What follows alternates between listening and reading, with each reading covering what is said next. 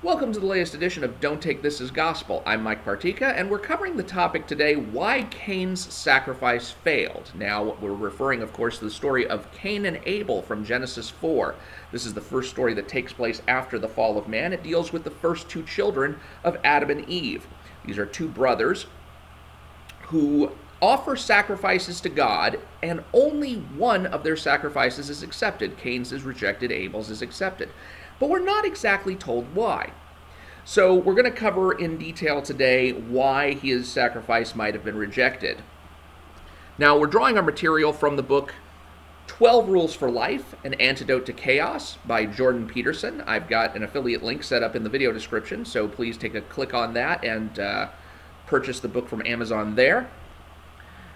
And in some passages on sacrifice, on the topic of sacrifice, we have Jordan Peterson setting us up by saying, as the story goes, in the Garden of Eden, human beings were sinless, and our primordial parents, Adam and Eve, walked with God. Then the first couple ate from the tree of knowledge of good and evil, and turned away from God. Mankind was exiled from paradise and began its effortful mortal existence. The idea of sacrifice enters soon afterward, beginning with the story of Cain and Abel. After much contemplation, struggling humanity learns that God's favor could be gained and his wrath averted through proper sacrifice. So Dr. Peterson sees the idea of sacrifice as being a fundamental development in human evolutionary psychology. Sacrifice is basically the idea that you can bargain in the present to affect the future. You can give up something of value today that's going to grant you something of greater value later. And we do this all the time. We sacrifice 5 days a week, our time and our effort and a lot of hard labor and foregoing fun. And we do that because we want a paycheck on Friday.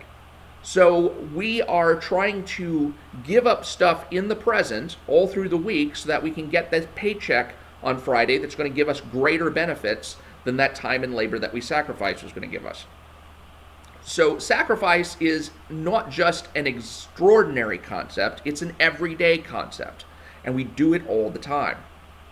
So looking at this as the basis, we then go to the specific story of Cain and Abel.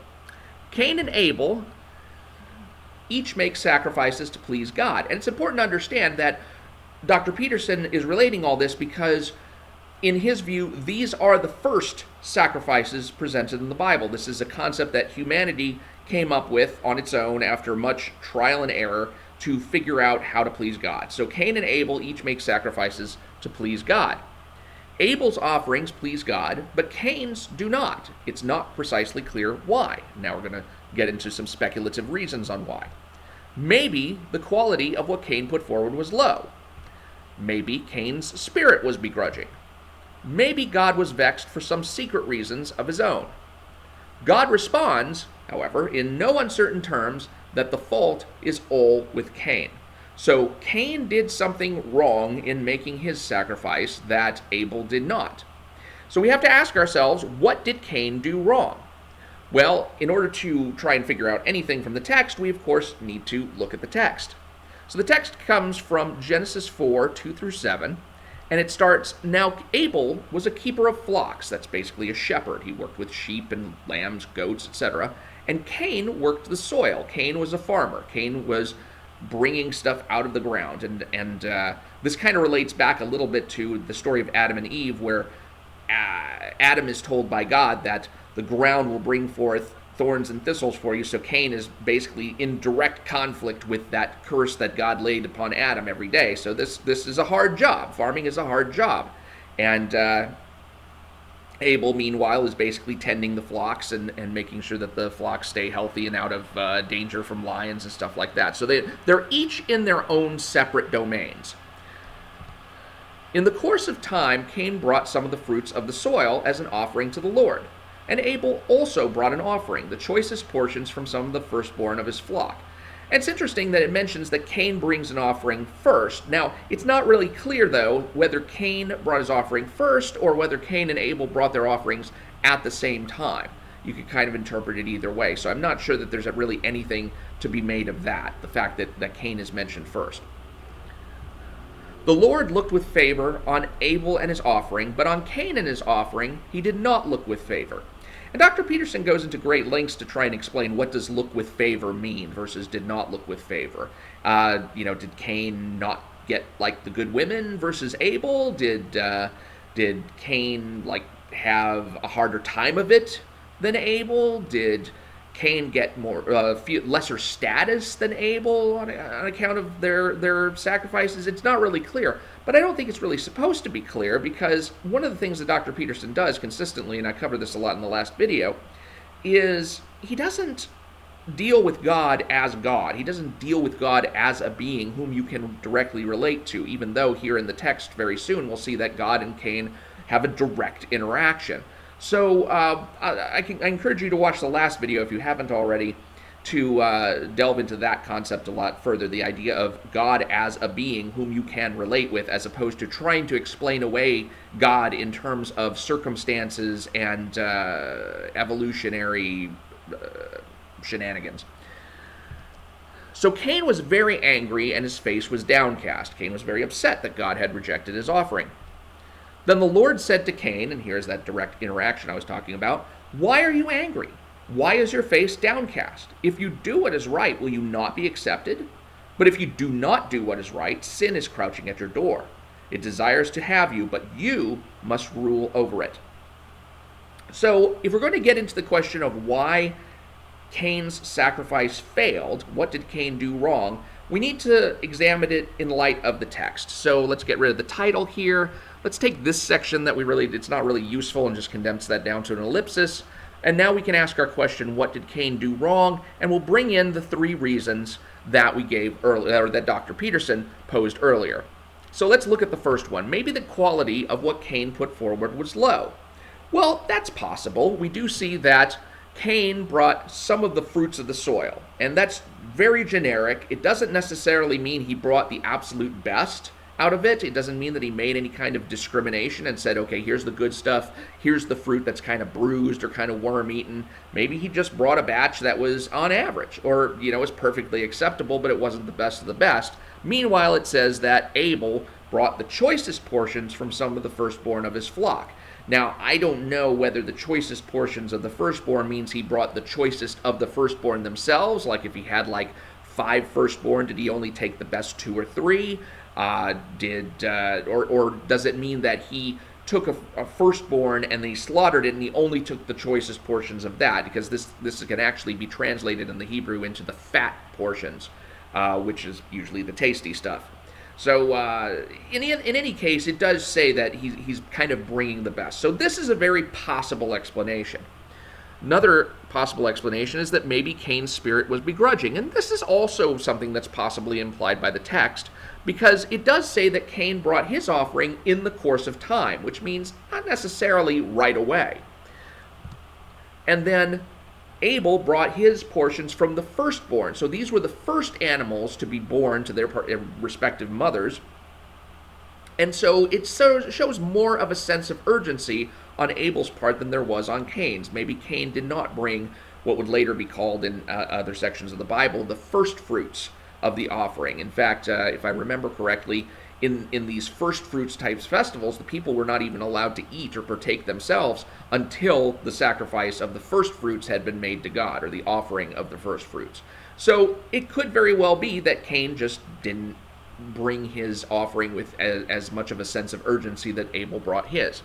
Now, this third reason, however, maybe God was vexed for some secret reasons of his own, I'm not really buying that one. And the reason being is that God asks Cain, if you do what is right, will you not be accepted?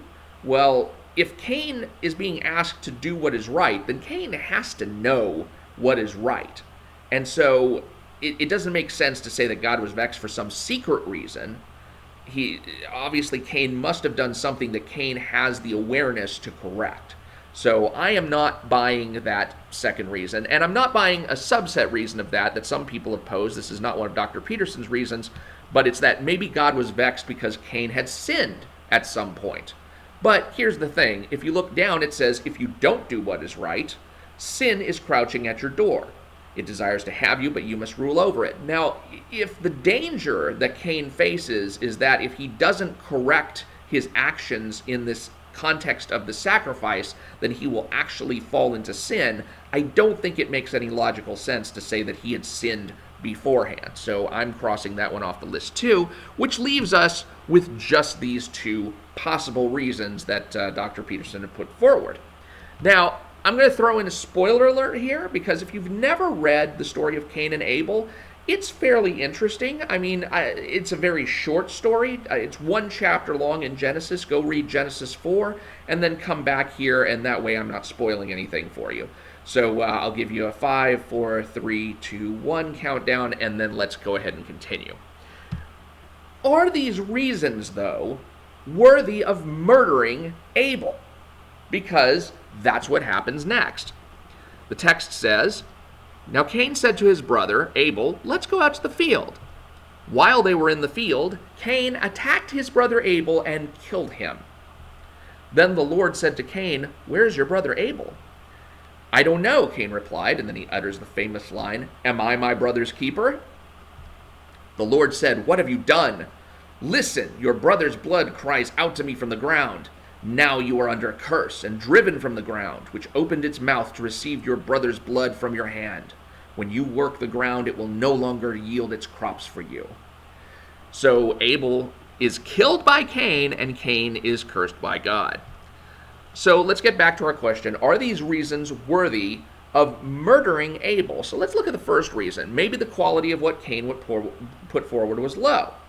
Well, if that's the case, if the quality of Cain's fruit was insufficient, all Cain had to do was just up the quality of his fruit. I mean, maybe all he had to do was hold back the stuff that was not up to snuff. Or maybe he had to, put aside those better portions that came from the first fruits in the first place and offer those instead. Likewise, what if we looked at maybe Cain's spirit was begrudging? Well, in that case, if Cain wasn't acting in a timely fashion, not offering the first fruits, then he just had to get himself in gear and do that. And the thing is, these two reasons are basically saying that all Cain needed to do was improve himself.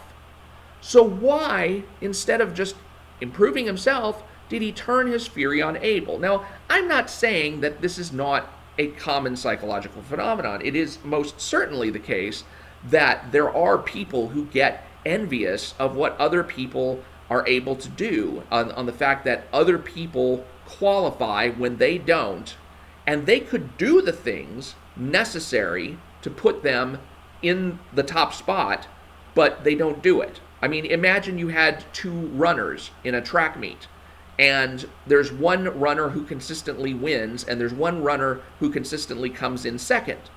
And he might be told by the first runner or by the coach. Maybe the coach comes by and tells the second place runner, it's like, look, you could be as good as the first place runner, but you're not doing this and you're not doing that, and if you did this and that, then you would improve to that point. And maybe there's something within the second place runner who thinks that, well, what I'm doing should be good enough, so instead I'm going to sabotage the first place person instead. Kind of a Tanya Harding versus Nancy Kerrigan kind of thing. I don't know. Look it up if you're not familiar with what I'm talking about there. So it's entirely possible, but I feel like the reasons that are there are not really good enough to generate the level of hate necessary to murder someone. Now, it could be. Again, I'm not ruling it out. But I'm going to go into some serious speculative territory here. And again, remember, this series is called Don't Take This as Gospel, so here's where you basically put that frame around what I'm about to say next. What if, to offer God a proper sacrifice, Cain needed Abel, and he hated that? So what do I mean by that? I mean, in order to really elaborate on that, we need to look at what we know from the text for sure. These are the things that are incontrovertible facts. These are not speculations. These are not guesses from certain words or word choices. This is what we know for a fact. We know that Cain brought a sacrifice of fruit, and God didn't like it. We know that Abel brought an animal sacrifice, and God liked it. And then God said Cain knew how to make a proper sacrifice. Now, let's bring this in a little closer to home and talk about it in terms of you and me. Because sometimes talking about it in abstract terms, Cain and Abel, and thinking in terms of the characters, it doesn't bring it home in the same way. So let's change this. You brought a sacrifice of fruit, and God didn't like it. I brought an animal sacrifice, and God liked it. And now God says you know how to make a proper sacrifice. What on its surface would that tell you? Well, would it tell you that maybe the quality of what you put forward was low? Well, that's not in evidence from the facts that we know for sure. Would it tell you that maybe your spirit was begrudging? Well, that's not in evidence from the facts that we know for sure. So what is it? What is the difference? Well, if it was just you and me, and we did these two different things and got two different results, I think you would conclude maybe you needed to bring an animal sacrifice. Now, let's put this back into terms of Cain and Abel. Maybe Cain needed to bring an animal sacrifice. Now, you can start to see how this could be galling. Because remember, Cain is a farmer. That's not something Cain, a farmer, can do all by himself. Cain doesn't have any animals, except maybe what he's using to till the soil. And he needs those animals to till the soil, so he can't just sacrifice those. He can't do this. If he needs to bring an animal sacrifice, that's not something he can do by himself.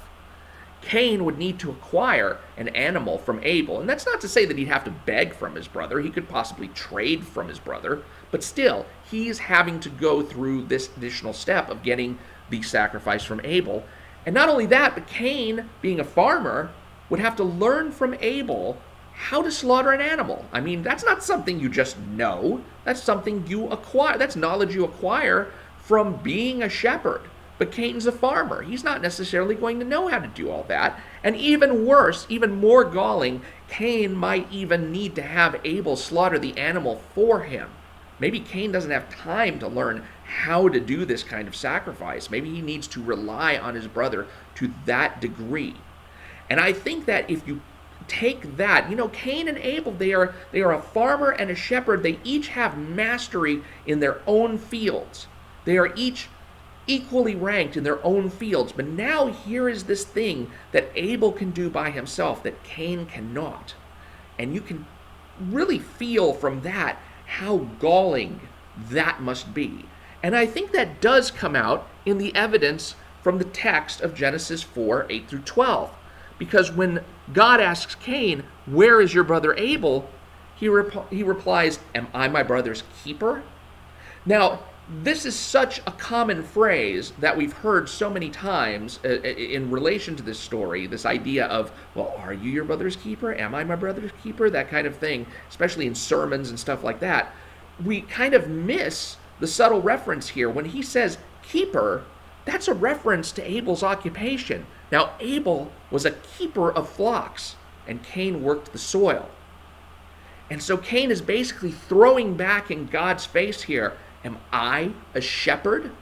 Which is the whole complaint, if you go with my speculation, which is the whole complaint about God's not accepting Cain's sacrifice. Cain is a farmer. He knows how to bring plants out of the ground. He knows how to offer up plants. He doesn't know how to offer an animal. He doesn't have an offered animal. He's not a shepherd. And so God, when God asks Cain, where's your brother? And Cain replies, am I a shepherd?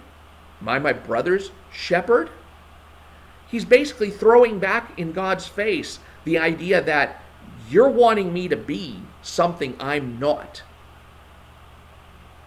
So, moving on, God responds, listen, your brother's blood cries out to me from the ground, which opened its mouth to receive your brother's blood from your hand.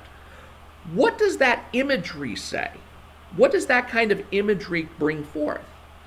That brings forth the idea of a shepherd sacrificing a sheep. He's making a sacrifice just like Abel did. And so Cain is responding to God, am I a shepherd? And God is basically telling him, you just acted like one because you just did what Abel did. Your brother's blood cries out to me from the ground, which opened its mouth to receive your brother's blood from your hand. You sacrificed your brother to the ground, the same way your brother sacrificed a goat, a sheep, or whatever it is, to me. So Cain here is not just guilty here of murder. Cain is also guilty of idolatry, because in sacrificing Abel to the ground, in basically delivering his brother's blood to the ground, Cain has made an idol out of the ground. And that too is consistent with his pride in the fact that he is a master farmer. He is someone who can bring fruit and other, vegetables, whatever, out of the ground. That's where he gets his worth. And so he is sacrificing Abel, whom God has found worthy for some entirely other reason, to the ground, where he gets from which he gets his worth. And God's curse upon him, now you are under a curse and driven from the ground. When you work the ground, it will no longer yield its crops for you. That is really a perfect retribution, because if Cain is saying, you should have respected my worth as a farmer, you should not have required me to do beyond what is my sphere of mastery, then God basically says, I'm going to take even that away. I am going to take your mastery of the ground away. You will no longer be able to do what you did before. You are worthless now. So, that is basically my theory putting forward for why Cain's sacrifice was rejected. It was not that the quality was necessarily bad, although it might have been. It was not that his spirit was necessarily begrudging, although it might have been. It was that he brought the wrong kind of sacrifice. He brought a sacrifice from his own domain that God did not respect. Whereas Abel's domain, God did respect in the sense that it was able to provide the kind of sacrifice that God wanted. Now, this video has gone on for a little while. There's one more topic that I want to cover, and I'll cover it in the next video.